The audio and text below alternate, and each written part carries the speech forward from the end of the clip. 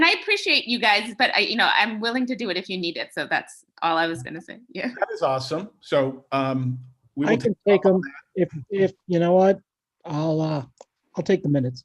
Make Raj do them. Yeah. Thank you. I just offered myself, so that's not forcing me. Thank you. And as always, you can kick them to me. Not as always. This is my first day as chair, but you can kick it to me, and I can, do anything it needs to be done to it to make sure it's in good form. No worries. Brendan, can you send me, I guess, the list of all the attendees? Yeah, I can do that. I can do that and send the minutes template as well. Awesome. Thank you very much. I will now go on mute. And the recording has started, and so has the YouTube live stream. So, Kevin, you can feel free to start the meeting whenever you'd like. Great. Welcome to the December 1st meeting of the CB6 Parks, Landmarks, and Cultural Affairs Committee.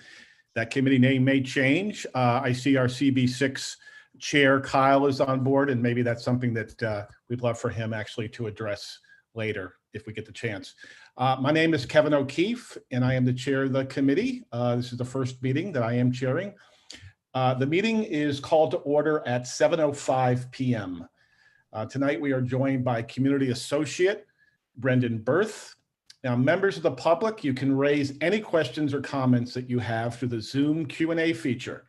If there is time following the committee's discussion, we will field questions from the public. We will now take attendance by roll call. By the way, the minutes are being taken. I just wanted to say that for the record. We are now taking roll call. Brendan will conduct that call. Brendan? Committee members, I will call your name and you will unmute yourselves. When your name is called, please say present. I will announce if there is quorum. Kevin O'Keefe. Here. Jeannie D'Onofrio. Here. Marty Barrett. Here. Matt Bondi. Here. Anton Malner. Here. Raj Nayar. Here. Reshma Patel. Here. Sean Sherman. Sean Sherman. Mark Thompson. Here. Ronnie White. Ronnie White. Gary Papush. Gary Papush. And Dean Stephanides. Here.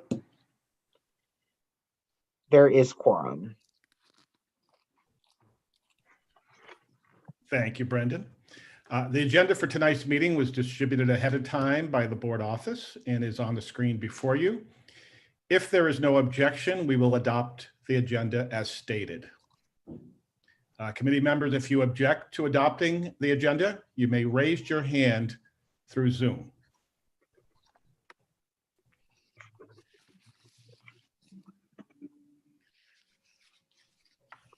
Seeing no objections, the agenda for tonight's meeting is adopted.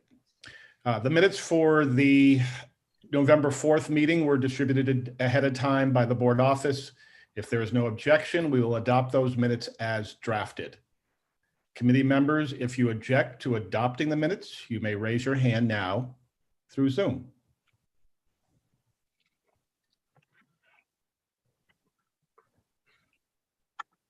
Seeing no objections, the minutes from the November 4th meeting are adopted. They will soon be available on the CB6 website. Now, in order to conduct an efficient meeting, we do have a few ground rules. 1, no one may speak until granted the floor. 2, committee members, if you have a question about committee business or wish to make a motion, please raise your hand through Zoom. If you click the participants icon, the participants panel should appear and you should find the raise hand function right there. If you still have technical difficulty, you may click the chat icon and relay your difficulty. Number 3, the chat function should not be used for committee business or questions about agenda topics.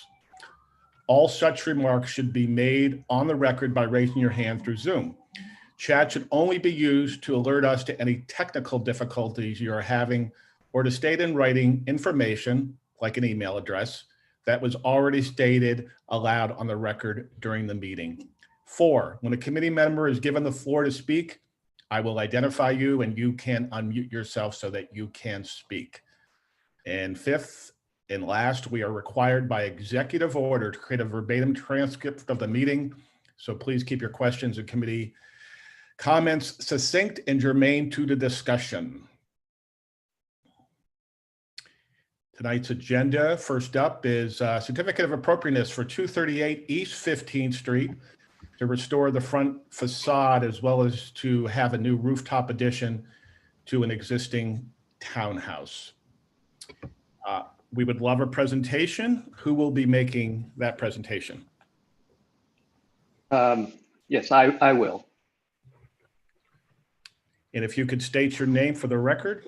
Yes, my name is Keitaro Ne. I'm the architect for the project at 238 East 15th Street. I'm also here with my partner, David Hu, who's attending as well. Hi, David. David, you're muted, by the way.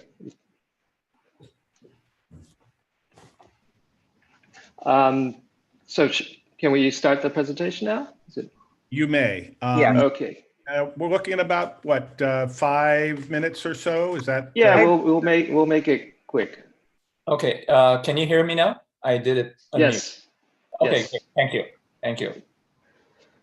Okay, so basically, as you mentioned, this project has two aspects. One is the facade restoration, and the other is a roof addition.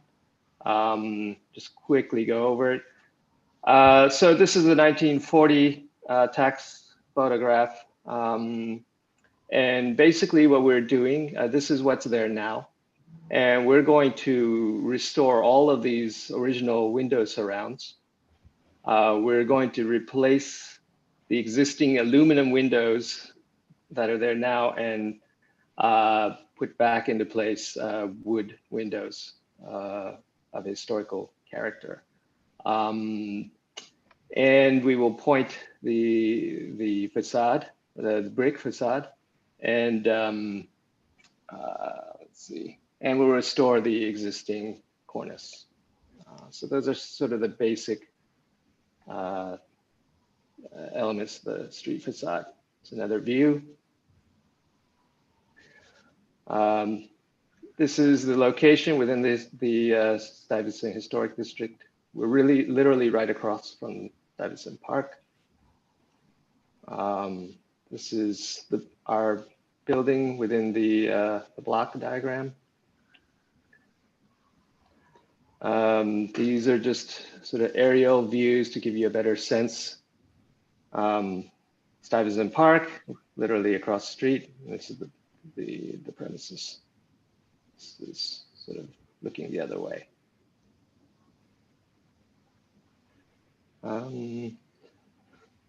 This is a sort of the street elevation.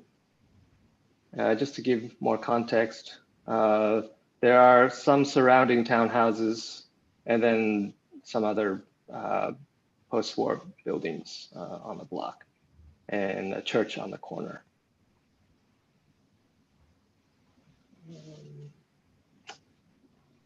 The plot plan, and this is the outline of the roof addition that we're going to propose.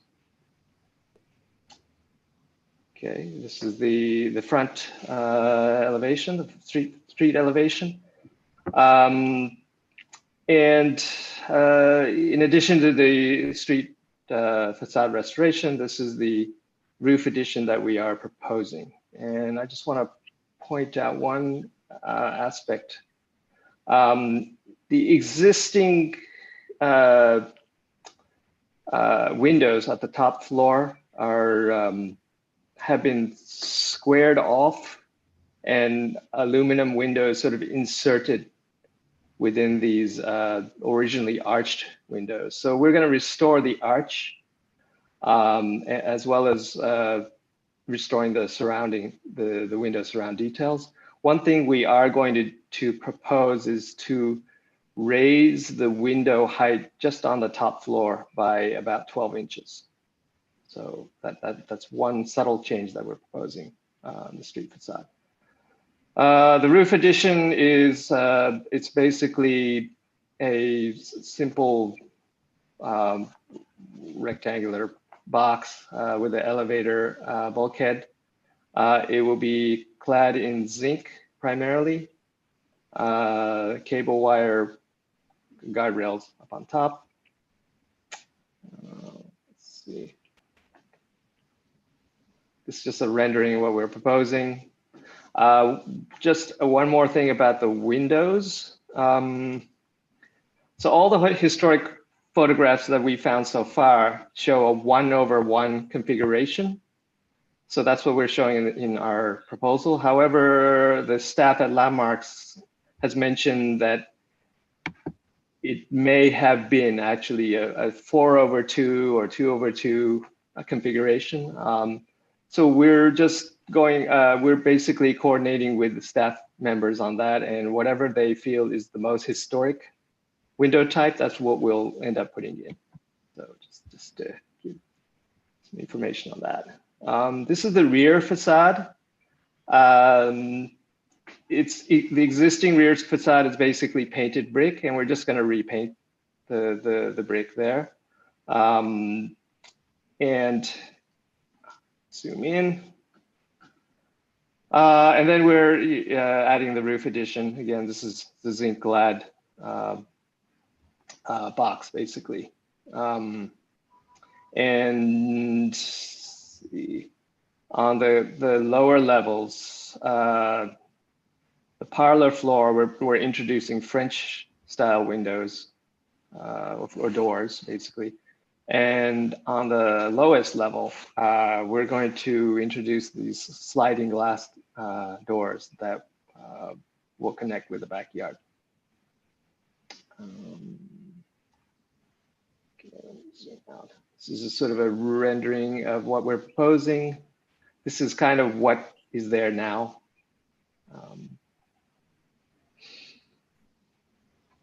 It's a side elevation. This is the roof plan. So what's there now is basically some steel dunnage with old HVAC equipment and an old elevator bulkhead and some skylights. So what we're going to introduce is the roof addition with a new HVAC equipment above. This is the elevator bulkhead, and this is a skylight to an atrium down below.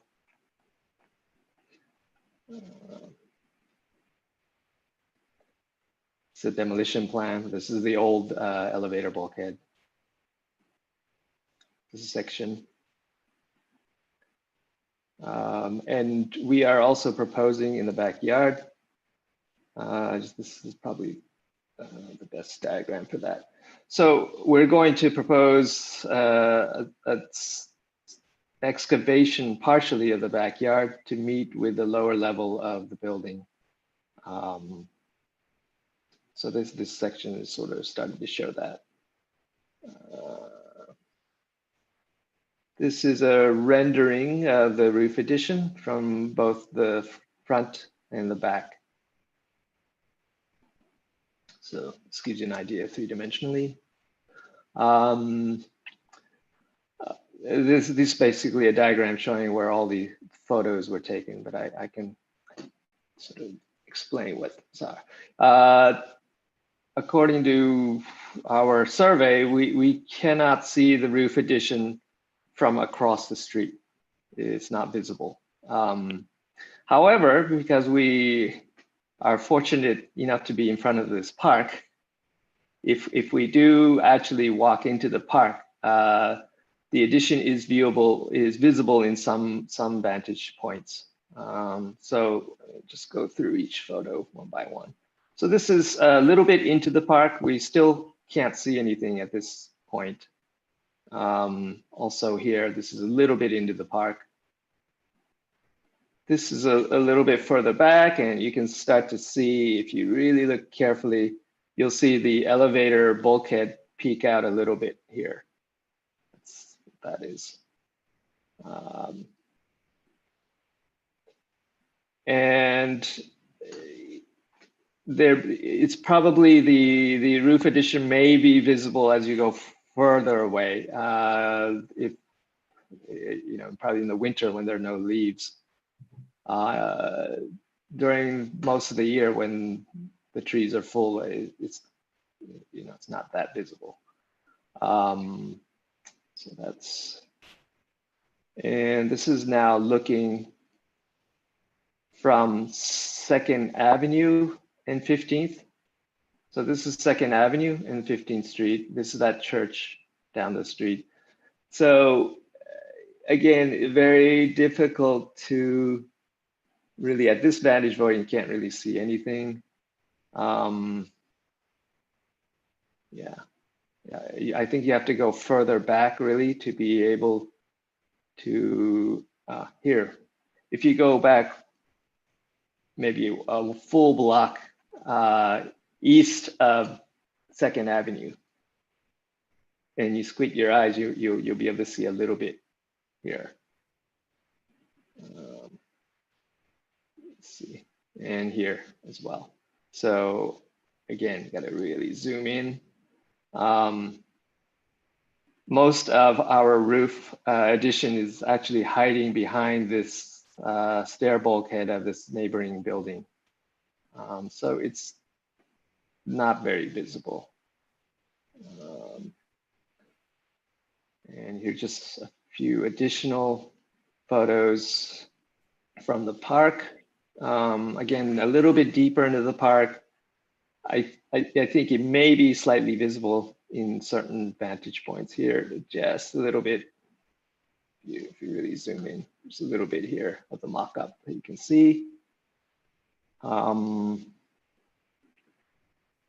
this is the actual mock-up itself.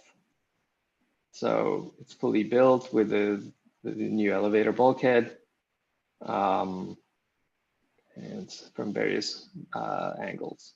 So, and this is a view from the rear yard, and you can see a little bit of it here. Here's a sort of zoomed version of that. The rear facade of the roof addition is set back 3 feet from the face of the rear wall. And this is just existing conditions of the entry area, which will remain in place. This is actually something we filed with the community board a number of years ago to put in a handicap ramp, and we're just going to keep that the way it is. It's just more details of the windows. These are the historic photos. Sort of more details of the windows that we're storing in the front. The back will replace the existing aluminum windows with new double hung aluminum windows for the most part. And here's a few photos of the existing rear facade. And this is the what we're proposing to excavate. So we're going to excavate maybe half level down on the backyard where this hatch, roughly where this hatch portion is. And this is sort of a rendering of something we're proposing for the back. And that's it. That's David, anything you want to add or? Yeah, I think from our end, this is what we're proposing. Yeah. Thank you very much. Thank you Thank you. for your presentation. Committee members, if you have any questions, you can certainly indicate by a raised hand. And while we're waiting for any questions, I believe this was the Catholic Sisters of the Immaculate Heart. Is this the same townhouse? Yes, yes. They were actually our clients many years ago, and then the building was sold to someone else, and then so now we have a new client. Great, congratulations. Did they place any restrictions on what could be done? Was there any clauses that you're concerned about during part of that sale, or did you? I mean, we're not aware of any any restrictions. I mean, the building use will be changed. The CFO is being amended, and it will be changed to convert from a convent to a residential building. So. Right. And as far as we know, I know there's glass stained windows and some other very unique features. Those are still there? Those will stay there? I know there are some in the back. There was some, but to our knowledge, they're not historically, part of the building. It was something that was put in by the convent much later. Let's see. I think we might have a photo here, but yeah, this is this window here. Oh, there we go. Yeah, I think it's hard to see, but these two windows had some stained glass. But again, these were not really original to the building. Understood. So, Understood. I don't see any. Brendan? No, sorry to interrupt, but I do see a few committee members have their hands raised. Okay. I see Jean D'Onofrio has her hand raised. Oh, there we go. Hi, thank you for the presentation. Just two quick questions. One, did I see in the slides that there's going to be a pool installed in the basement level? Yes, there will be a swimming pool. Let's see. Fascinating. In the cellar. In a cellar. Okay, that was part of your. Is that why you need to do some excavation outside of the building? That's correct. Yeah, I mean the swimming pool is going to be here, and this is the excavation. Okay. But the rear yard excavation is something. It wasn't really the reason why, the swimming pool was not the reason why we did this excavation. Oh, the okay. excavation was really to connect the rear yard into the space. Yeah. Okay. Sort of All right, connect thanks. indoors and outdoors. And I see you've done a lot of studies on views from the streets and whether or not it can be seen from the park and all that. Do you also do studies from the buildings nearby, from the residents who live in the building next door? Do you have any renderings of that, or how that will affect the views of any of the buildings next door or behind? I know the park is great, but. Well, I mean, basically, the neighbors that we're facing on the other side, the rear yard, they're basically buildings that are facing 14th Street. And a lot of them are, or at least some of them are commercial in nature, but this is probably because we don't have access to our neighbor's yard, but this is kind of what it might look like from the back. Okay, so that would be in effect the tallest building on that section. It won't be. I thought there was an apartment building like right next door that was. There is an apartment building, just one door down. Let me show you the context photo. Here we go. So this is our building here, and this is that big apartment building here. So, Okay. except for these 4 townhouses, the rest of the block is really just these big apartment buildings. Okay, thank you. Yeah. Mm-hmm. And I see that Mark Thompson has his hand raised. Mark? Yeah, thanks. It's good to see you guys back. I recognize the address from a few years ago. I was like, oh, great. Yeah. We knew you were going to come back and do something with it. That's great. Just one quick question. Is the rooftop addition, is that just a bulkhead for the elevator, or what's the use up there? No, it will be a room, an occupiable living, a room for the residents. So it's For the not roof terrace? Yeah. Okay. That's fine. Yeah. And I walked over, I live right by here. So I walked a few times, and it's, difficult to see anything on the roof. And I think that part of the problem is there are too many trees in the park, which is great. But, I think your rendering showed that it's kind of hard to see. So that's a good thing. And I think also just Jeannie, for a quick point, Landmarks doesn't usually ask applicants for views from neighboring buildings. They just want Okay. it from the street. Yeah, which, No, thank you for that. I didn't know. yeah, maybe it's something that maybe they should be doing, but they don't. So it's really just from the public thoroughfare. So, yeah. But thanks, guys. Thanks, Mark. Martin Barrett, you're up. Okay. A couple of questions. Any changes or cleaning up of the front door of the building? Is the, say, the lintel, is that the same as what it had been? Because the adjoining buildings are a little bit more developed, so. Yeah, I'm sorry, I couldn't quite hear clearly, but were you asking, are we? Are you doing anything with the front door of the building, like the lintel? Front door. Front door. Yes. Is that what you're asking? Yes. Actually, we are. Forgot to sort of point that out. Let me find the appropriate drawing here. Here we go. So right now, the front door, it's kind of a little bit odd because you have these sort of grand, porticos and whatnot, and then somebody stuck in this small door. Obviously not historic. And what we're proposing to do is to put in a more historically appropriate door that's of the appropriate height. I mean, I think the other one was literally like a 6'8" door that they threw in. So yeah, we want to restore the front door back to a more historic condition. Was there any study done in regards to the new HVAC unit that's being put on the top of the building in regards to sound and vibration that would affect 240 East?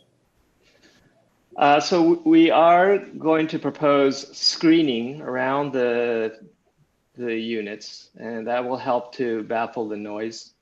And here we go. So there will be screening all around here. And this is also adjacent to the 236 side. So it will be on the farther away from 240. Thank you. Mm-hmm.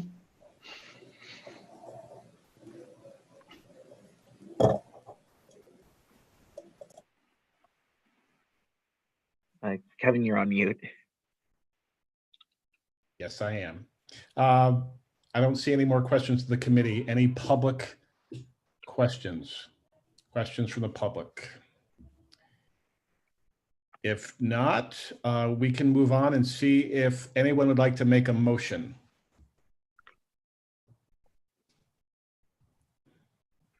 I'll make a motion to accept as presented. Second. We're doing this as support, motion of support, the application. This will be a motion of support. Motion of support. Okay, we will now take a vote on the motion of support by roll call. Okay. When I say your name, please say whether you are in favor, are against, will abstain, or abstain for cause. Kevin O'Keefe. In favor. Jean D'Onofrio. In favor. Marty Barrett. For. Okay. Matt Bondi. In favor. Anton Malner. In favor. Raj Nayar. In favor. Reshma Patel. In favor. Sean Sherman. In favor. Mark Thompson. In favor. Ronnie White. Don't think Ronnie has joined us. Gary Papush. In favor. Dean Stephanides. In favor. The resolution passes. Thank you for the presentation.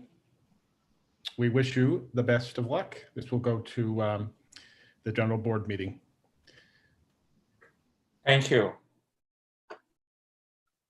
Thank you. You're welcome. Okay, we're going to move on to certificate of appropriateness for renovations at the Kaz House at 211 East 48th Street. I think Alex and Wayne, correct, will be making the presentation. Correct. Wayne, I think you're on mute. I don't know if you want to take it. Hey, Kevin, real quick, I apologize. This is Sean Sherman. I was a couple minutes late, and I just wanted to make sure that I was supposed to take minutes. I wanted to make sure nobody else was assigned because I've been taking them, but I wanted to make sure we didn't have two people taking them. Yeah, Sean, thanks for jumping in and asking. We covered a little bit. Reshma had volunteered, so she can pass you the baton. Actually, no. We jumped. Right, sorry. I took it. We jumped a couple people. You can take over. The beauty is, of course, is this is on YouTube. We have a recording. You can use that as your guide. So yes, please. Thank you. Okay, great. Glad to take over. Thank you very much. Bye. Sorry. So, Alex, you're going to share your screen, right? Yep. Okay. Yeah, we'll get started. Thanks, everybody, for hearing us, and hope this is interesting for you. Yeah. All right. So does everyone see the screen? Yeah. All right. So, yeah, good evening. Just to introduce ourselves, my name is Alex Nitrikovsky, and along with Wayne Tourette, we're the architects for this property, and we're also here representing the owner of the property.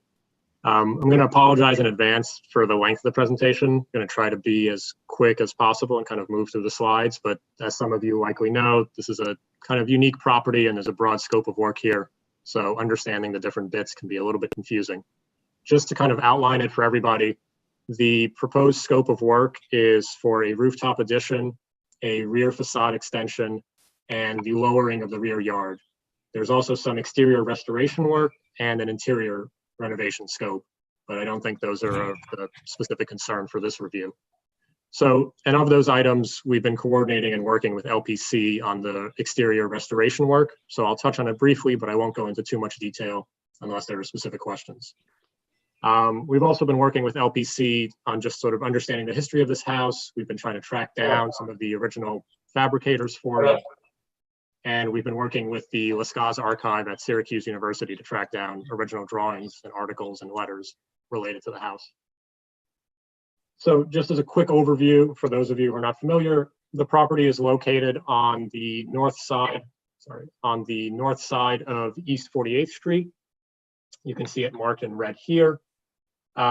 In the aerial view, you'll see that it's part of a row of townhouses in the middle of the block. It's bracketed by a large office tower to the west at 3rd Avenue and to a large apartment building at the eastern corner. And then here are two views showing the historic 1940s tax photo, as well as the present day photo. You'll see that not too much has changed between those two times. I'll give just a quick historic kind of background. So William Lascaz was one of a number of prominent European-born architects in the early half of the 20th century who moved to the US and led to the spread of European-influenced modernism here. This house is probably one of his most well-known works. It was this and a series of other townhouses that he did around Manhattan, as well as a couple of early modern office buildings that he designed. So this particular house at 211 East 48th was built by Lascaz both as his own private residence as well as his architectural office. And it was an opportunity for him to design for his own needs, as well as to showcase his work to potential clients. Now, as you can see in these photos, which are from the 1930s Architectural Forum issue, the house has a distinctly modern design, but the actual structure here dates back to the middle 1860s, which is when this entire original row of townhouses was constructed. So what Lascaz did was in the 1930s, he performed an extensive renovation on that 1860s townhouse, where he removed the front facade and built out the house an additional 3.5 feet to the front property line. And he introduced this kind of crisp stucco and glass block facade, which is what you still see today. He also replaced the common brick facade on the rear with a more modern glazed brick and he enhanced it with a curving protrusion at the second floor, which was the master bedroom. And lastly, he took over most of the rear yard by extending the ground floor or basement level almost to the very rear lot line, within 10 feet of that rear lot line, to create a large studio space at the basement and to create this kind of 2-level outdoor terrace on top of that basement level. I'll take you through a few more drawings that help understand the project. So this cutaway section, also from that 1930s Architectural Forum article, shows the organization of the house. We'll highlight a few different parts as we move through it. In orange, you can see the ground floor studio, which is built full. It's behind a glass block facade, which is recessed slightly from the street to create a small areaway that you step down into and then enter the studio. There's reception and storage spaces at the front, a large open studio at the rear, which is lit by glass block skylights that are inset into the rear terraces. And then this kind of interesting split level configuration at the very back, where going up a few steps brings you to a library and meeting room. Going down a few steps takes you into Lascaz's office, which was an extension of the studio and which opened to the shallow rear yard that remained after he built out this extension. Here in blue, you see the upper portion of the house. This was the residence, and this kind of constitutes much of the original bulk of the original townhouse. So again, there was a modern stoop that was constructed, which created this very deeply recessed entry, brought you into a dining room and a kitchen on the first floor. The second floor had a master bedroom at the rear, which was in that curved kind of piano section, and a guest room at the front. The guest room is where you see the operable windows that are set back into the glass block facade. And then the top floor was one continuous open living room, which was lit by windows at the front and the rear, as well as a skylight on the roof. So again, these are the different parts with the original plans. You'll also note here in brown the various outdoor spaces. So these two terraces, the shallow rear yard, the small areaway, and then the roof, which in the original design and in its current configuration was never meant to be kind of an accessible or an amenity outdoor space. It's populated by the skylight, a mechanical bulkhead, which was added after the fact, and then various mechanical equipment on dunnage. And it's currently only accessed by a small roof hatch and ladder. So moving ahead, you'll see the existing block elevation here. You'll note our building here to the lower left. It's one property over from the large office tower at the corner. And you can see that the row of townhouses at the center of the block, which includes the Turtle Bay Gardens Historic District at the east end, has a fair bit of variety to it. There's an inconsistent kind of cornice line. The height of the houses is approximately the same, but it varies from property to property. And there are a variety of rooftop additions that have already been added to a number of these townhomes. This shows the same view, though it introduces our proposed rooftop addition here. There'll be larger drawings that show this in more detail coming. And it shows, again, the scale of the house with the rooftop addition relative to the other properties on the block. And now a little bit of a more detailed view of that. You can see that there's 4 somewhat prominently visible rooftop additions on the block at 221, 225, 233, and 241 East 48th Street. And the photo here is taken from our roof looking east, and it shows the scale and prominence of these rooftop additions as they're visible from our own roof. So moving into the specific work that's proposed, the front facade is largely restorative work. And as I mentioned, we're working directly with Landmark staff on that.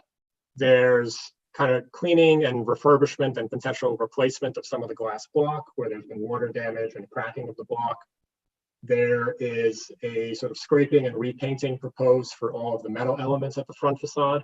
So the front doors, the railing, the gate. There's some damage to the stucco. It's in fairly good condition, but it's got kind of dirt and staining from years of wear and tear. There's some areas of significant cracking, other areas that are in pretty good shape. So we're going to investigate restoring that stucco and then repainting it to match the current historic color. And then beyond that, there's the existing kind of accretions at the roof.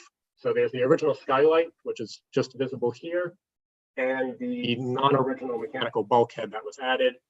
Both of these are proposed to be removed as part of the renovation. At the rear of the building is where some of the more significant work takes place. So There'll be additional slides that describe this, but essentially what we're proposing is to extend the rear facade of the building further north by 6 feet. This is accomplished by carefully dismantling and deconstructing the existing glazed brick facade, salvaging that brick, and then reconstructing it 6 feet further to the north to match the exact same layout and configuration that it has right now. The only other difference being that we would replace the existing non-original aluminum windows with new steel windows to better match the original design. There's also some additional work at the rear yard and the rear skylights. I'll get into that in the further slides. So here you see the proposed views of the front and of the rear. So as I mentioned, the front remains relatively unchanged for the existing house. It's just the restorative work that's been discussed. The rooftop addition is set back 12 feet from the front facade. There's a section coming that'll show where that lands relative to sight lines from the street. But the addition itself is a relatively simple volume. It'll be finished in the same stucco as the main house to better blend with it. And it'll have a single large opening at its center, again, recessed back from the front facade. The only other element that changes at the roof here is that the construction of the rooftop addition will also require us to raise the neighbor's chimneys by code. And so those will be raised to 3 feet above the roof of the new addition. At the rear facade, again, it appears largely as it is, except that it's pushed 6 feet forward of where it is now, and it's reconstructed with the existing brick that's salvaged. New windows to match the existing layout and configuration, just in steel rather than aluminum, and a similarly designed rear facade of the rooftop addition, also set back from the rear facade to minimize its sight lines when you're in the rear yard, and again, finished in stucco to match the front facade. Moving further ahead, because the property is a little bit complex with these different terraces and setbacks and yards, there's a few other facades to consider. I won't go into too much detail unless there's specific questions here, but at the actual rear facade of the building, which is the rear of the basement extension, we're proposing to repoint the existing common brick facade. It's a bit of a patchwork of new and old brick, but nothing particularly special about it. We'll clean it up and repoint and restore it. Again, replace the existing aluminum windows with more historically accurate steel framed windows. And the other major piece of work, which will become more visible in another section, is to lower the existing rear yard. So what's partially visible here is that the rear yard as it's currently configured is this kind of split level configuration. There's a small landing when you come out of the lower level of the basement, and then a series of steps that bring you up to a raised planted area. None of it's particularly usable, and the raised planter is beginning to fail, which you'll see in upcoming photos. So our proposal is to excavate and eliminate that planted area and to bring everything down to the lowest level of the rear yard as it is right now, and make it one large outdoor space accessible from the lower level of the basement. The existing window and door at the basement level would be reconfigured into one large opening with sliding doors. Lastly, at the kind of intermediate facade between the two terraces, there's some restorative work to the glazing here, which is to remove non-original glass block and replace it with windows to match the original configuration, restore the steps and the planters, and then also do some work to the existing planters here along the side lot line. So these two planters, which are original to the house, will be converted to skylights in order to bring additional light, and they will be operable skylights to bring air to this basement studio space, which is now going to be made into a habitable space. Again, I'll have a section that'll better describe that. So here you can see the proposed section of the building, or sorry, the existing section of the building. And as I was mentioning, the split level studio space at the back was designed as an office and is currently still fit out as an office space. The intention is to make it a part of the residence. As it's currently configured, it doesn't get any legal light and air. The existing rear yard and the windows facing onto it doesn't qualify as a legal yard. And the existing glass block skylights, though providing legal light, are not operable, so they don't provide any legal air. So our proposal is to take the existing planters at the lower terrace and convert those to operable skylights, and also introduce an additional skylight, which will be operable at the upper terrace. You can see this in the proposed section. So there'll be a skylight built along the rear parapet, which will be an operable skylight for light and air into what will become a guest room here. And then the planters will be converted into skylights to bring light and air into what will become a den at the lower level here. The rest of the house organization remains largely as it is. The only other major change is the extension of the rear facade by 6 feet, which is noted here, but rebuilt in kind. This extension will eliminate one of the 3 glass block skylights at the lower terrace. So 2 will remain and 1 will be removed. And then the addition of the roof. So again, you can see here that the roof is set back from the front facade such that when it's viewed from directly across 48th Street, the addition is not visible atop the building. And it's set back from the rear facade, or the new position of the rear facade, such that when you're standing at the rear of the upper terrace, the addition is not visible over the rear parapet either. In addition to that, we're proposing to lower and rebuild the existing roof by about 1 foot in order to minimize the vertical impact of the rooftop addition when it's placed onto the building. These are blow-up views of the existing and proposed work at the rear yard. So again, there are currently 3 glass block skylights. 1 of them will be removed when the rear facade is pushed out. Here you can see sort of the split level configuration of the rear yard. You come out onto this area. There's a series of steps that bring you up, another series of steps, and there's a small planted area up here. All of this would be removed and excavated and everything brought down to the lower level. These are the 2 existing planters to be converted to skylights. And this is the proposed location of the new skylight. And you can see those here in the proposed view. So again, the old position of the rear facade versus the new position, the 2 remaining glass block skylights, the new operable skylight up here, and the new lowered rear yard. So here for context are some photos of the existing conditions. You could see the 2 levels of the rear yard here, the glass block skylight set in here, as well as the non-original glass block monitor and planter. This is the glass block that will be replaced. These are the 2 small planters off to the side here, which will be converted to operable skylights. This area where you see the barbecue grill and the drain is what will be reworked into a new operable skylight at the upper terrace over here. And this series of photos along the top is the shallow rear yard and the existing common brick rear facade. This is the elevated planted area that we're proposing to excavate and lower, bringing it down to this bottom level. Here you could see where the brick retaining wall of this planted area is beginning to fail. And then again, a blown up view of the existing and proposed rooftop work. So this is the non-original mechanical bulkhead at the front facade, the skylight, and the existing sloped roof. There's additional dunnage here, which is not shown in this drawing, and mechanical equipment. All of it will be removed, but you'll see it in the upcoming photo. And these are the 3 chimneys that are currently shared with the neighbors. All 3 of these chimneys will be raised as part of the construction of the rooftop addition. They'll be raised to 3 feet above the new roof level. And so again, a blow up of this area, you'll see the setback at the front to create a terrace and to minimize the visibility of the addition. The same setback at the rear to minimize that visibility and create a terrace back there. And this dashed red line representing the existing roof level versus the proposed roof, which is 1 foot below. The overall addition is 9 feet above the existing roof level. And so now here's some photos of the roof. This is the tallest chimney and the existing mechanical bulkhead which wraps around it. So that bulkhead will be removed. Here you see some of the existing mechanical equipment on dunnage, all of that to be removed, and the existing skylight to be removed.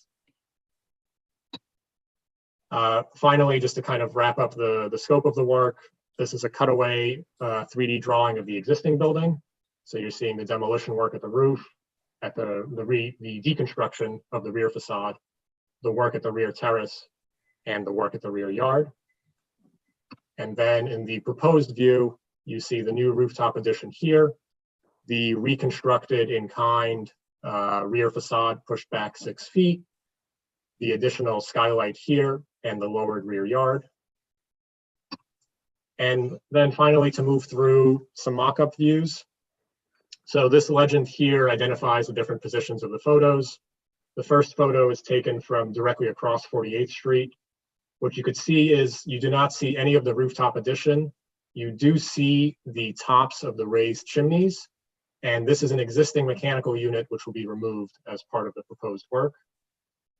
Then as you move to a slightly oblique view from the west towards 3rd Avenue, you begin to see the uppermost portion and western corner of the rooftop addition. And then again, some of the raised tops of chimneys and this existing condenser, which will be removed. As you move further west towards 3rd Avenue, the rooftop addition becomes more visible.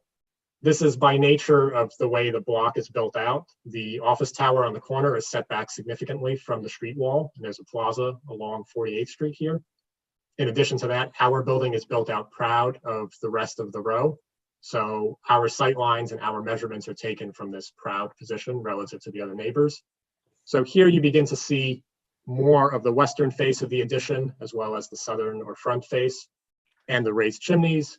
You can see the existing mechanical bulkhead is already visible here and this mechanical unit. And you also begin to see visibility for some of the other rooftop additions, which are further down the block. These westernmost views, which are taken from the far side of 3rd Avenue, the northwest and southwest corners, are probably the most visible. Again, you see exposed western and southern faces and the raised chimneys. But once again, you also begin to see southern and western faces of neighboring rooftop additions further down the block. As you move in tighter, the view becomes more cropped. And then as you begin to move to the east, the view is relatively limited by the cornice line of the neighboring buildings. The next series of photos show that you really just see the top of the raised chimney and a portion of the southeast corner of the rooftop addition. So this is from 2 more positions further down East 48th Street, moving towards 2nd Avenue. And then finally, this is the addition as it's constructed on the roof. This is a mock-up of the pushed out rear facade. So the green band here is meant to represent the new position of the rear parapet. And what you can see here is that it's set such that it blocks the view of the rooftop addition beyond.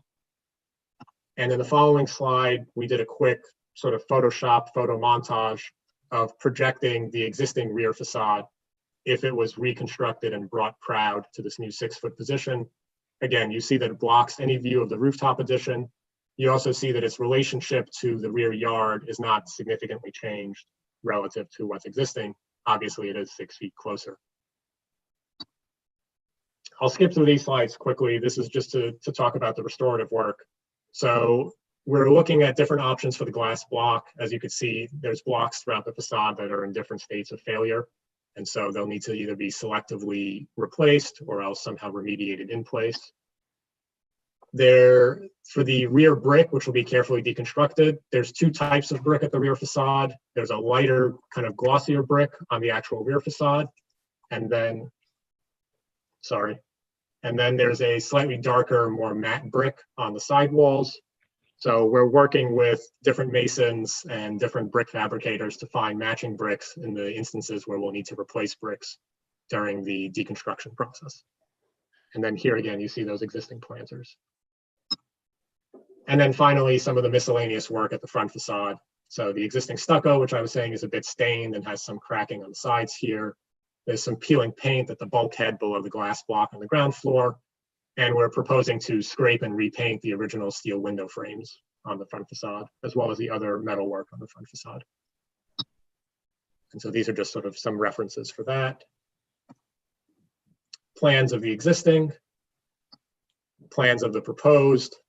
You'll note that the overall organization of the house is not significantly different than what it is in the existing form, with the exception of the basement being adapted for residential use, and the fact that we're gaining an additional 6 feet at the rear facade and the smaller bulkhead at the roof.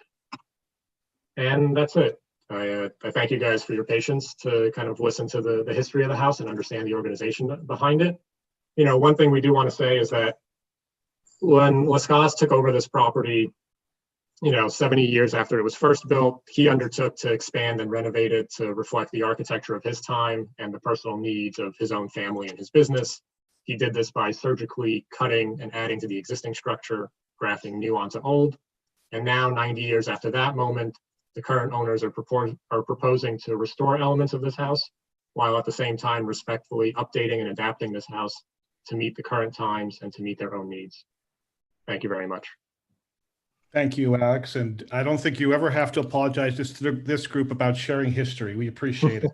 There's plenty more we can get into. So I also just want to say that as an older architect than Alex, I really appreciate Lascaz's work. I think he's a little bit underrated And when we took on this project, it was kind of with reverence. So everything we tried to do here was trying to channel the SCAs into this renovation to accommodate the new owners. But thanks for listening. Sure. I always thought it was interesting that he made do without windows. And wasn't that because of the air conditioning that he had established there? I know that what had only the 4 windows that we see on the upper floors. Yeah, that's correct. It was one of the first houses to introduce air conditioning at its time. And so that's why you don't see many operable windows on the front facade, at least. The rear facade has a fair number of operable windows. Any questions from committee members? Raise your hand on Zoom if you do.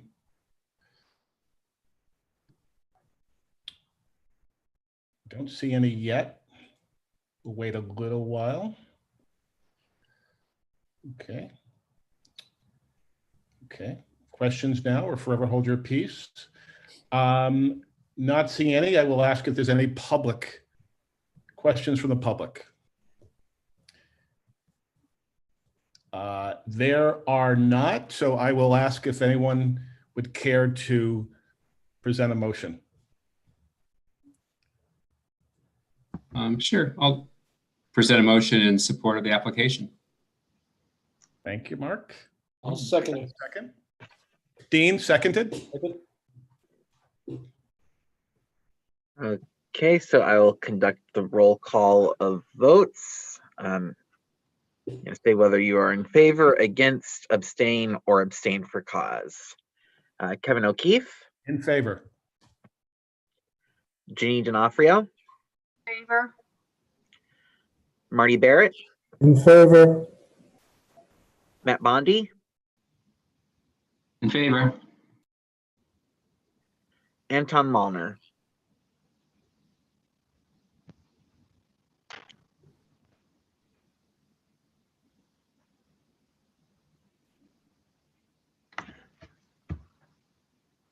I don't know if he can hear. Yeah, I think Anton, you're on mute, I believe.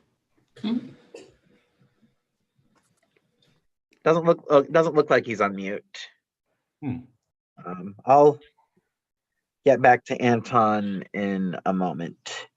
Raj Nayar. Approve. Okay, Reshma Patel. In favor.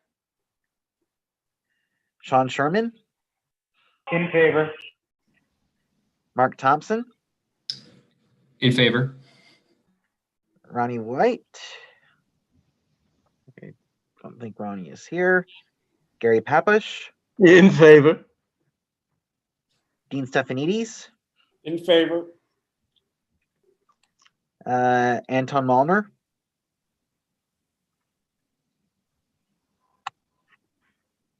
Maybe Anton could just give us a thumbs up or a thumbs down since we can't hear him. Yeah. Or maybe thumbs up or like maybe raise your hand through Zoom if Anton just gave a thumbs up. just gave a thumbs up. Okay, so he's in favor. The resolution passes. Thank you very much. Thank you, guys. Best of luck to you. Yeah, thank you. Okay, we will move on to our presentation. It's for a temporary public art installation by an artist who is with us today, Jim Rennert. It is proposed to come to Dag Hammarskjöld Plaza. Take it away. Can you all hear me? Great. Yes. Yes. I'm Elizabeth Masella. I'm just going to introduce the artist and the gallery who's partnering on the exhibition. I'm the Senior Public Art Coordinator at NYC Parks. I believe the last time I was presenting to CB6 was right before the pandemic for an artwork that was recently installed at Dag Hammarskjöld Plaza by an artist named Noah Bornstein called Peace Gorilla. You might have seen it. That went in right before Thanksgiving. Tonight, I'm here to share some information with you for another exhibition coming to Dag Hammarskjöld Plaza. We're looking probably sometime in the next month or so. This will be on the 2nd Avenue side of the plaza. There's kind of a raised platform there where we've had many exhibitions in the past.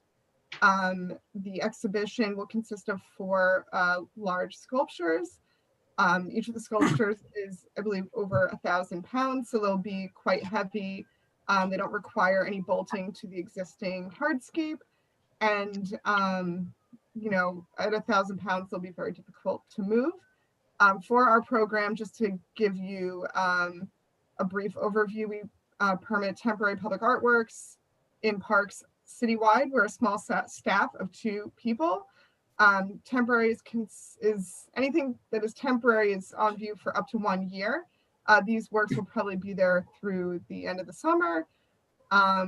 Artists or their galleries or their representatives are required to maintain the exhibitions for the duration. We've had a very successful run of exhibitions at Dag Hammarskjöld Plaza where vandalism hasn't been an issue. But if it were to be an issue, we have worked with Cavalier Galleries before, and we trust that they'll take care of anything that might arise during the exhibition. And with that, I think I'll turn it over to Cavalier Galleries and the artist to share a little bit more about these sculptures intended for Dag Hammarskjöld Plaza and about the artist's work. Alrighty, so my name's Henry. I work with Cavalier Galleries, and I have here with us our gallery president, Ron Cavalier, as well as Lindsay Ebanks, our gallery director, and of course, Jim Rennert, the artist himself. And Jim, I think you'd like to tell everyone about yourself. If Brendan, if you could advance the slide, please.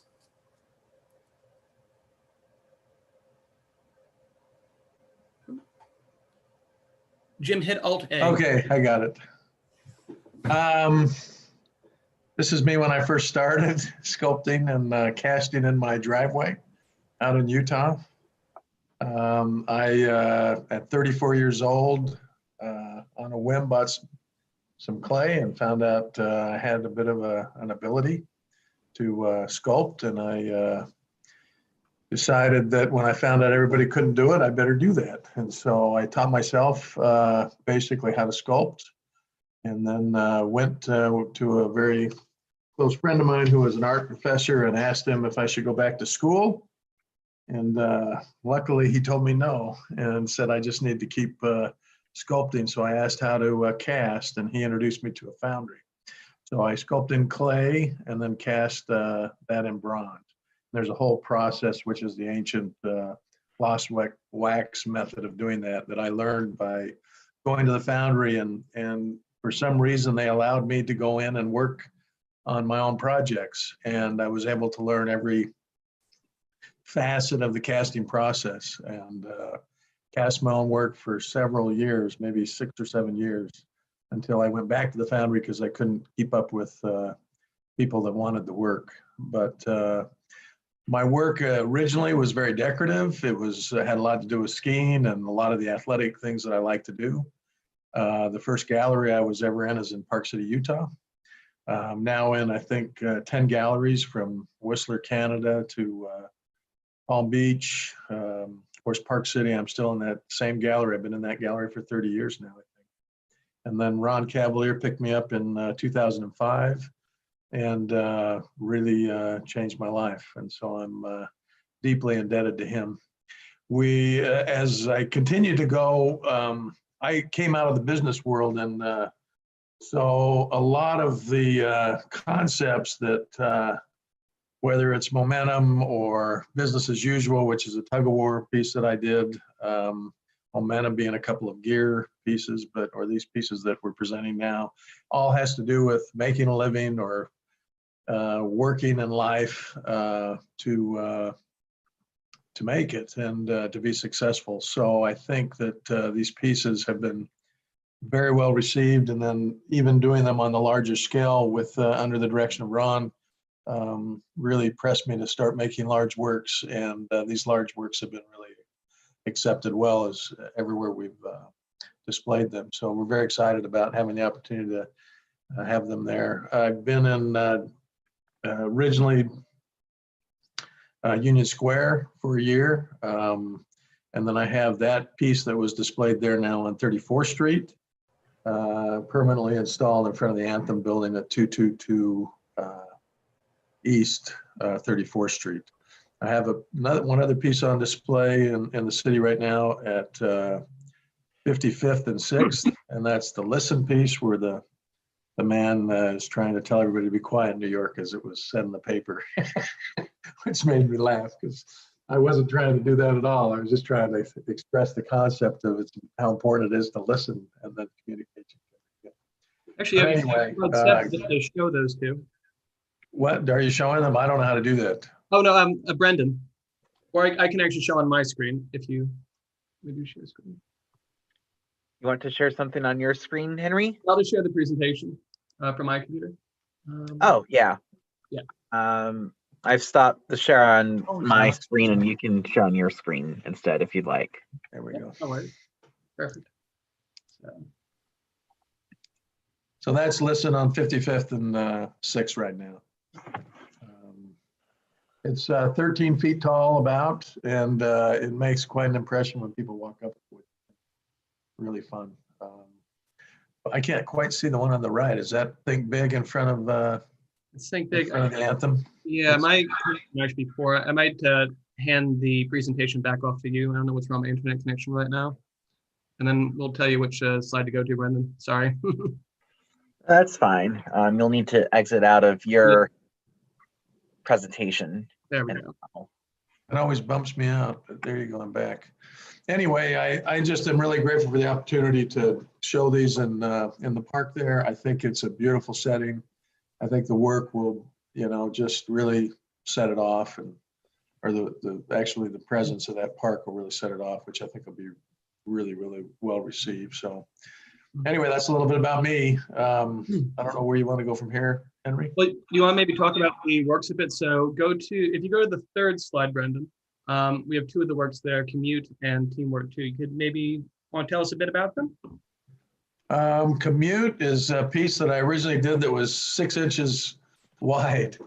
And this piece is a little bit larger than life on a bench.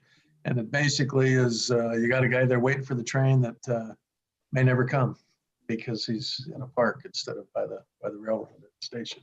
And then the one on the right is Teamwork 2, which was the second concept about teamwork that I put together, but this one has a female figure pulling up a male figure. So I tried to incorporate a little bit more, including female figures in my work over the last couple of years. And this is one of the pieces that I think will look really nice. It's also about 13 feet tall, if I remember correctly. It's a whole new addition to it. I believe we almost sold out all sizes of the original Teamwork by now. Yeah. And then the next slide, we have the other two works, which I believe are two of your show-stopping monumental pieces. Well, the one on the left is timing. That concept, everything that I do has a concept behind it. And to me, timing is everything. Whether you're in the right place at the right time, you're trying to be somewhere on time. Timing has everything to do with how successful you are in trying to pursue your dream. One on the right is Inner Dialogue. That's in front of in Boca Raton. I'm trying to think of the Boca Raton Hotel and Club or something like that, but that was on display there. And that's a lot more about, like I say, it's inner dialogue. It's a man communicating with himself, always trying to reflect on whether it's his conscience or his choices or whatever he's doing and how he's trying to do those. And I thought that was a very relative concept, and that's what came out of that. And next along, on the next slide along, I believe we showed the placement of each of them. So right by that consulate to Jordan and Saudi Arabia. So just all in a nice little line. Commute a little bit closer to 2nd Avenue, just so it's a nice inviting place for people to sit, because the bench is quite functional. It was quite popular with many people in Nantucket this past summer. Also, that way it's not really overshadowed by the other groups. Though it does speak for itself. And then the next slide, we do have illustrations of Think Big, which you mentioned. We did from 2014 to 2015. It was very popular. That was with the Parks Department as well. There's you, of course, back then. I was a younger man, a little chubbier too. One on the left is perspective. It was the second large piece I did. That's a 6'6" version of it. I did an 8-foot version of that for a law firm in Oklahoma City. One of the interesting things about Oklahoma City, and I didn't know this until we were involved in this project, but every piece, no matter if it's on your front yard and you own the property, if you own the building, does not matter. It has to pass through the committee of the arts in Oklahoma City, or you cannot put it out. They will pick it up and take it away. And that when we did the groundbreaking or the placement of the installation of the sculpture, I mean, I was able to speak and thank those people for giving me the opportunity to actually have that place in their city. I can't see the one to the right though. It's blocked. Oh, that's the function of Zoom right now. No, it's still Think Big, but just from another angle. Okay. That was when it was outside the gallery on 57th Street. Okay. I believe. And then next along, we already did view briefly. The next slide along was Listen, which is out now, and also Think Big outside the anthem. I don't recall if it's the same one that was basically purchased or if it was one that was cast. The one Think Big is the same one that was it's the cast bronze that was in Union Square. Right, it's permanent home now. Yeah. And all right, so now we can move on to a little bit outside New York. On the next slide, we have your recent multi-work monumental solo exhibition at the Norton Sculpture Garden rather, in Palm Beach. So yeah, that was a great show. I had 14 large works there and really had a great reception.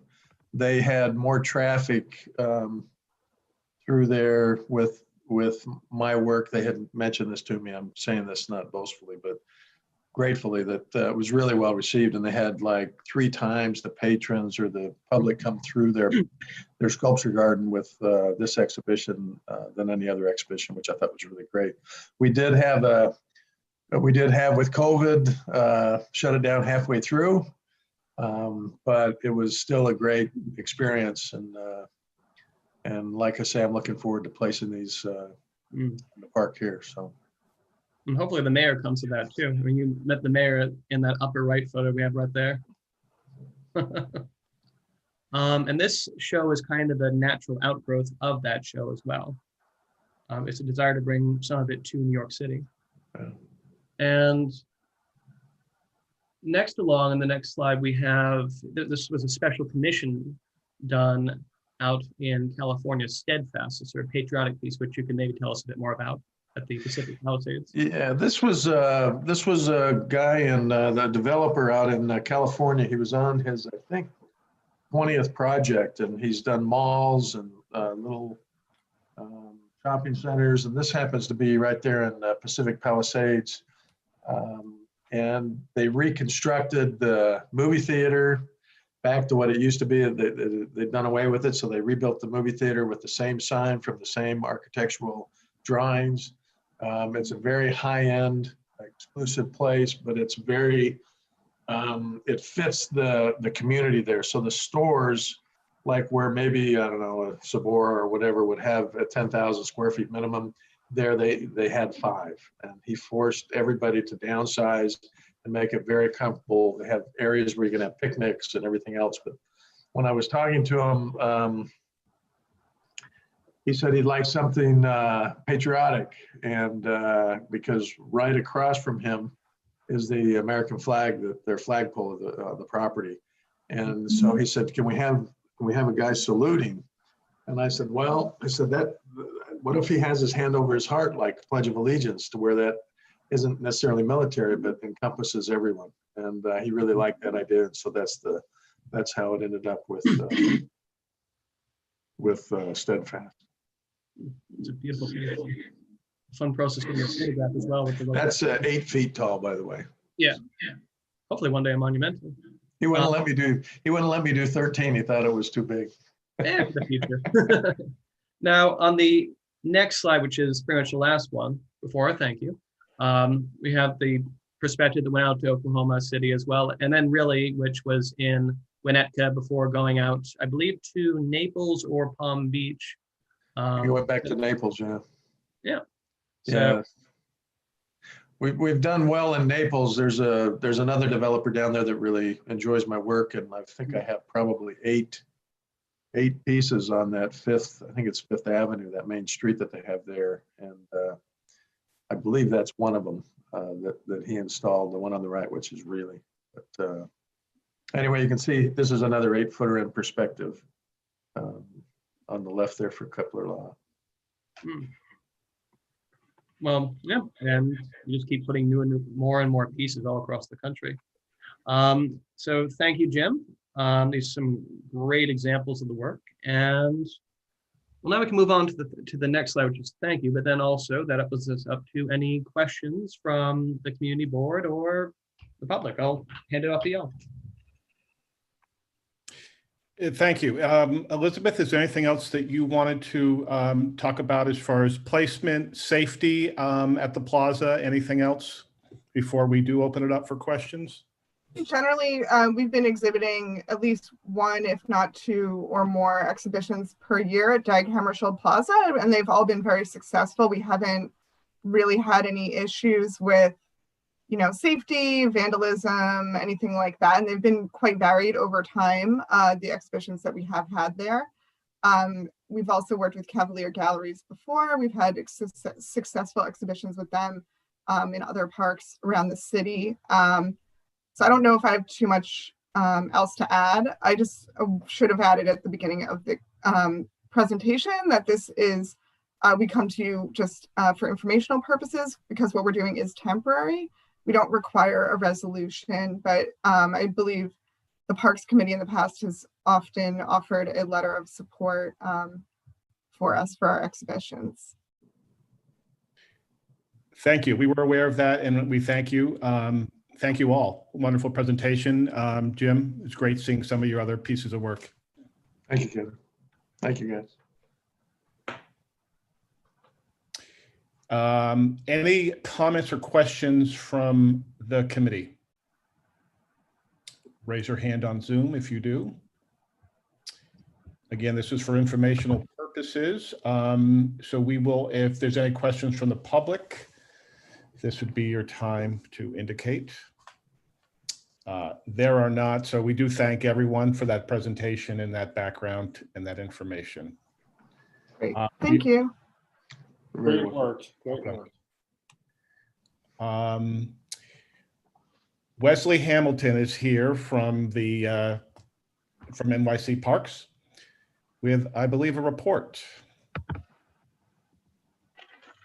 Wes? Good evening, everyone. How are you doing? Hopefully you can hear me. And that's going to be a tough presentation to follow up on. That's really impossible. That's always great artwork, and I really look forward to seeing that in our park there. So thank you, Jim, for your work, and always Elizabeth for you bringing this wonderful art to our park. So again, I can't really follow it up. I'll try to be brief, but thank you for that, and thank you for everyone coming out. I hope everyone had a very good Thanksgiving. I'm Wesley Hamilton. I'm the district park manager. I just have a few updates. Not really a lot has changed, but recently our maintenance crews did perform their snow dry run. I don't even like to talk about snow yet. It's a little early, but I guess it is getting close to Christmas, so it could happen at any time. But we checked all our equipment. We made a dry run to check to make sure there wasn't any obstacles or anything in our way, and make sure all our equipment's running. So that was successful. So we're prepared for the snow, and the winter comes as best as we can, depending on how much we get. But we're ready for that. Our permits in the parks are pretty much the same as it was last month. We are still allowing small gatherings, events such as birthday parties, nothing that would draw in events, no music, no large entertainment, anything that wouldn't be authorized, but birthday parties are currently being authorized for permits. We also are still continuing to allow our youth sports, and of course, First Amendment permits and anything of a religious nature permits are still approved. So that Hammershaw, we're seeing events going on there. So if you see those are still permitted. We've definitely noticed in our maintenance crews that we've had an uptick in graffiti and litter and some rodents, and we're addressing those issues. The borough's hired a new exterminator. So we're increasing our amounts of applications and treating our sites. So if anybody has issues like that, if they see issues, please let us know. We'll try to address them as quickly as possible, but we're moving forward in that area. And we'll see that coming up, we've also permitted, we're going to be having our holiday trees or Christmas trees and menorah lights that many people have permitted for. So you'll be seeing those being installed and going up in a few locations throughout the district parks. And that's pretty much it. I mean, I forgot the big thing, which is Astor Levy Park has begun the ESCR, East Coast Resiliency Project. For those who aren't familiar, it's an EDC project concerning with the flooding of the area. So they're going to start at Astor Levy. They've already started fencing it off and starting demolishing certain parts of it. And if there's any issues with that, please let us know if the community has any questions. But that's moving forward, and they're making great progress. I think we'll see them probably finish ahead of schedule. So they're moving forward on that. Most of our other capital projects, if any of them are going out to bid, most of them are awaiting bid. And currently under COVID, OMB has been holding up on releasing the information to go out to bid. But so that's where we're at on a lot of our projects that have completed the design phase but have not gone on to bid. They're kind of on pause momentarily, financially waiting for hopefully to make sure that everything is good. We'll see after the COVID, hopefully. But other than that, we have a few things that are still in design. Pretty much where we were at St. Vartan's, I believe, is still in the design phase that we had our meeting with. We're moving forward with that as well. But that's all the updates that I have. If anybody has any questions for me, I'd be happy to try to answer them or look into them and get back to the board if I don't have the answer.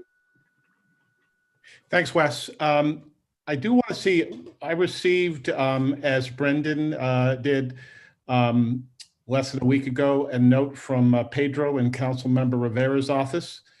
Pedro wrote, this is about Albano Playground, which of course is still under the auspices of the MTA.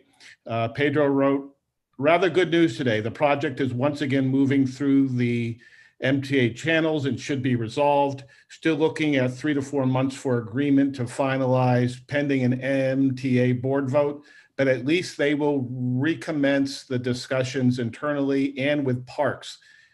They should be reaching out to DPR soon, and if they do not, I'll be checking again with the governor's team. That sounds like great news, actually. Anything to add to that? That's exciting. That's very good news. Thank you. Sure. So the other question that we, of course, is always going to come back is the garden at St. Vartan, whether that has been further looked into to make available for more public use.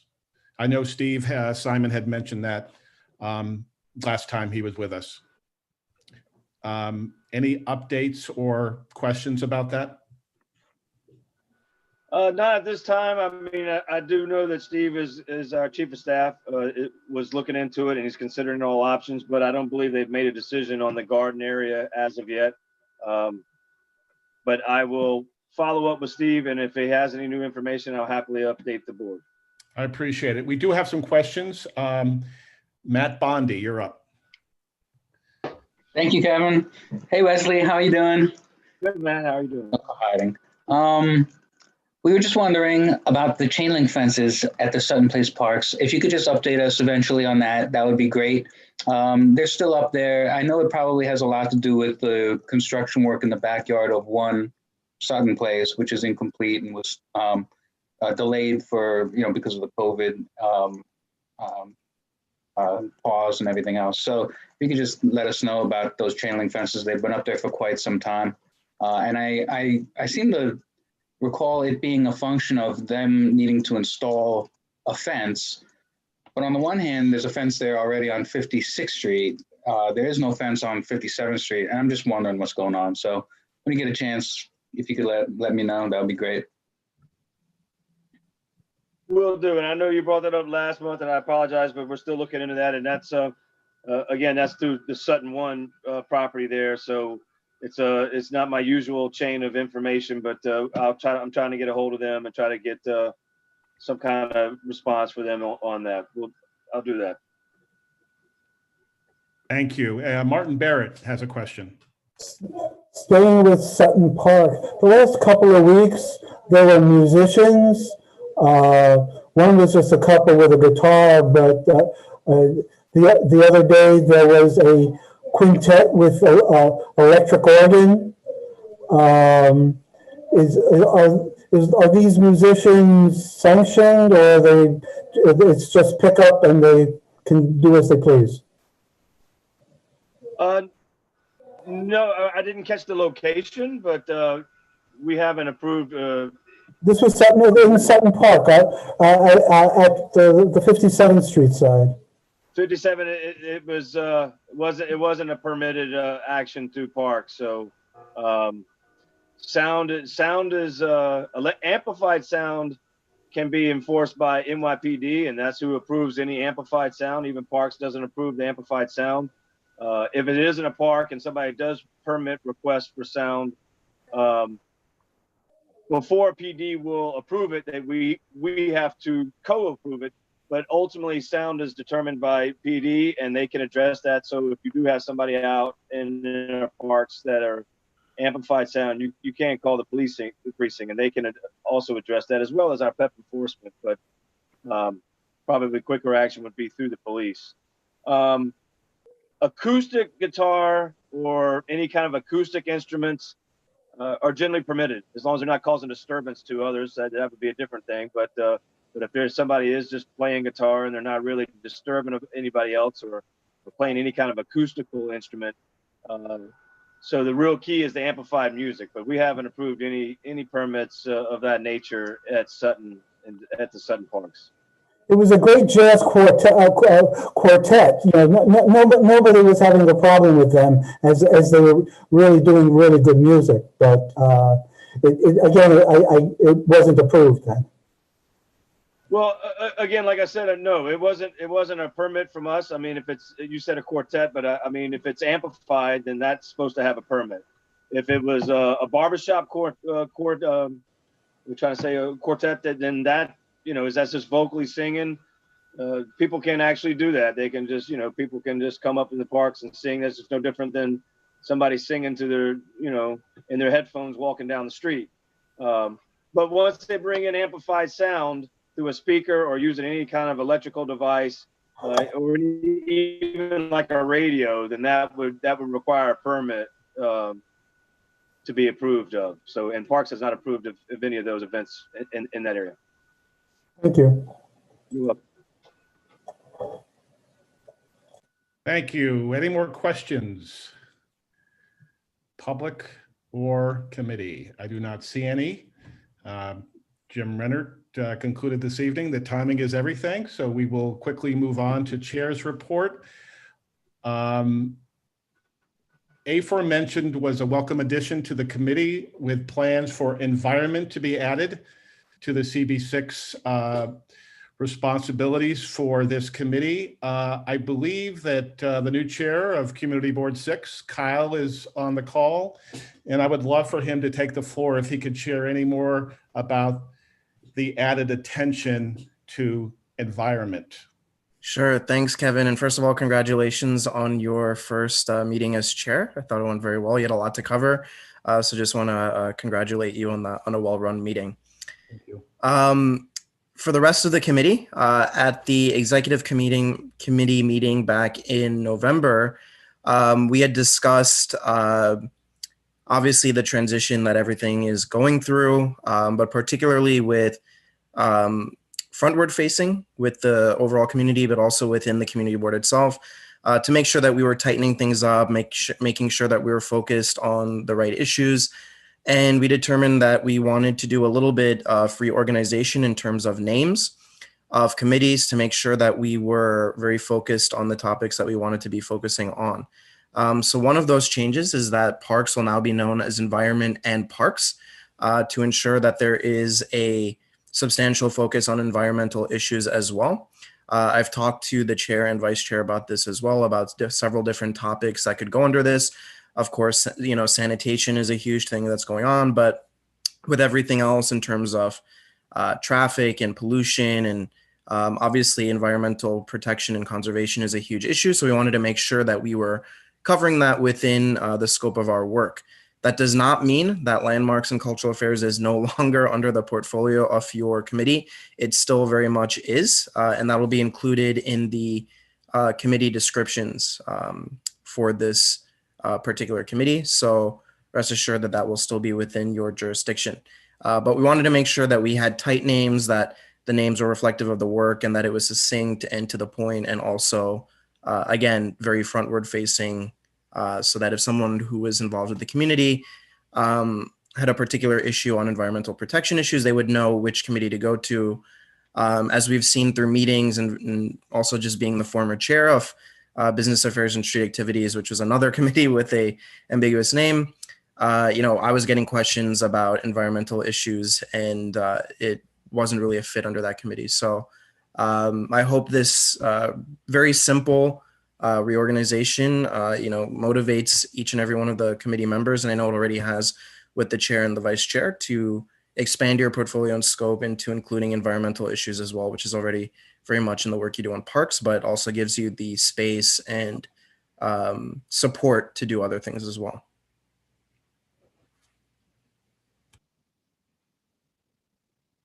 Thank you, Kyle. That's awesome. And I certainly, hopefully speak for everybody that we look forward to that refocus.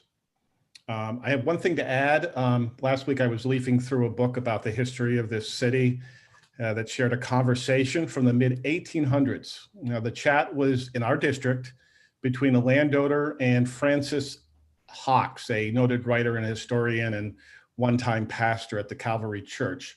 Now, the landowner told Hawks, quote, here it is, buildings, towers, palaces, many molder and crumble beneath the touch of time, but space, free, glorious, open space will remain the blessed property of the city forever, unquote. Now, in these times, we should consider exploring many spaces in this district to see if they should be accessible to district residents and other members of the public. This is especially true, of course, because of the East Side Coastal Resiliency Project that Wesley mentioned, that will close a lot of the public space during the construction. As Wesley mentioned, most of Vassar Levy Playground is already closed and will be for months. I have started research on a number of places, and we'll be calling on each of the committee members to start with our January meeting to join me in this research. I'll give you a couple examples of the research. I have heard from one CB6 member about the scaffolding that has long been blocking the open space at the Corinthian on First Avenue. Now, the photo behind me, I snapped on Saturday, was also from First Avenue. This is one block south of the Corinthian. It has been closed to the public for many, many years. The inaccessible St. Vartan Garden that I mentioned earlier is one block south of the green space that you see behind me. By the way, the landowner who spoke in the mid-1800s of the need for more open space for the city was one Samuel B. Ruggles. He was talking about a park he donated that is in its third century of being closed to the public, Gramercy Park. More to come starting with our next meeting, including some invites to guardians of these inaccessible open spaces. Sounds like an oxymoron, inaccessible open space. Any old or new business? Just one thing quickly. Did we determine who is writing the resolutions on the certificates of appropriateness? Thank you, Brendan. I should have asked that before, but want to get that straight before the meeting is over at least. I am seeking volunteers at this point. I will always be willing to jump in and to write or help write any resolutions or minutes, but I am looking for volunteers for the two resolutions that we passed today.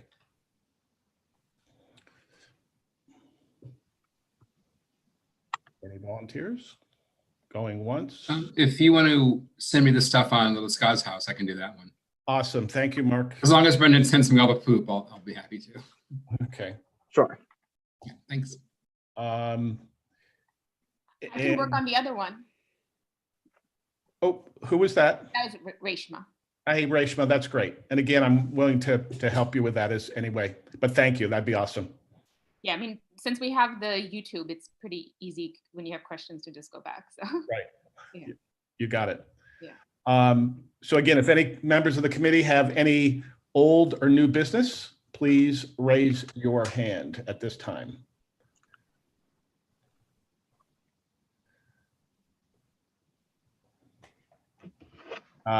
If there are no objections, then we will adjourn the meeting. Seeing no further business or any objections to the adjournment, this meeting is adjourned at 8:39 p.m. Thank you all. Thank you.